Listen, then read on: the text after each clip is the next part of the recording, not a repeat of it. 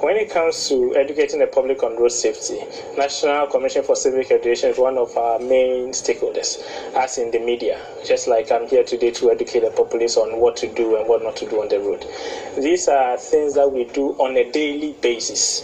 We do outreach with even the Information Service Department.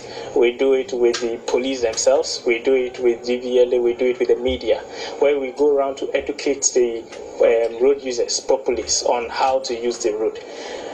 The issue has been more of an, should I call it an attitudinal or a behavior?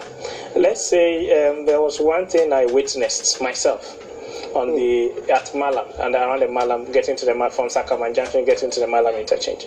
You realize that there is a footbridge there, and that is one of the, should I say, modern footbridges that you can find in the world. We have some in Ghana. That is one of them. And you find people crossing just under beneath it. You ask why. Some make excuses, I'm afraid of heights. Some say I cannot climb all the way up and climb down again. You see, these are flimsy excuses. But do you think, Henry, that in order to get that shift in attitude, we are not being punitive enough? Because if we are punishing, then we may get the attitudinal change. Do you think that? It's in this vein that the Ghana Police Service have decided to go using technology. They are automating their system such that if you do such things and the system picks you, you don't have any interface with any human police person for you to be able to pay your way through or talk your way through.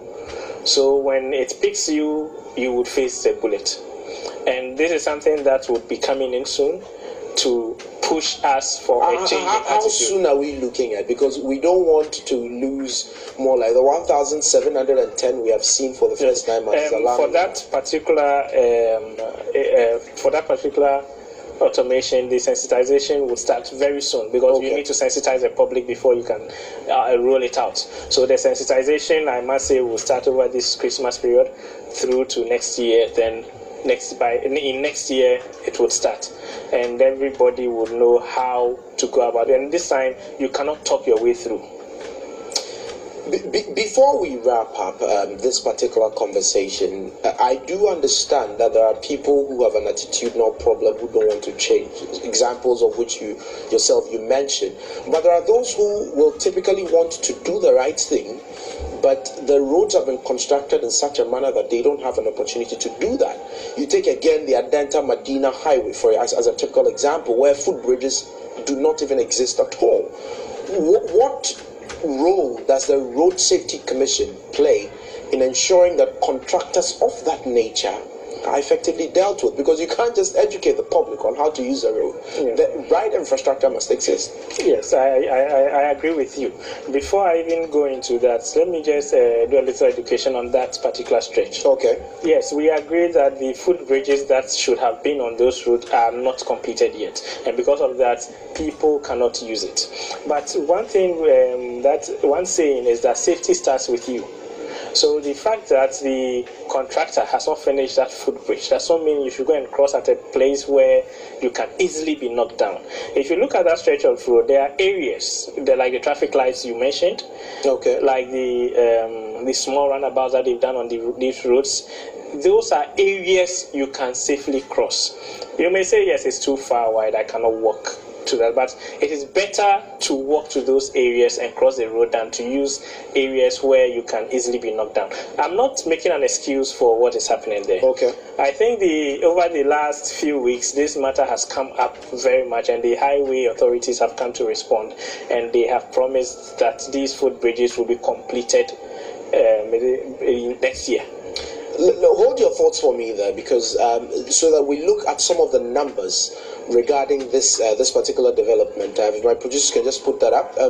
So you have road safety between January and September of 2018. The total number of crashes 10,000, in excess of 10,000 crashes across the country. These are cases reported. Cases that have been reported. Yes. So it's possible you have cases that actually are not part of this. So you could be looking at the upwards of 10,000. Yes. Then you have the number of vehicles involved. And these are also provisional figures. These are provisional numbers. Yes. So there's a possibility these numbers can go up. Go up, yeah.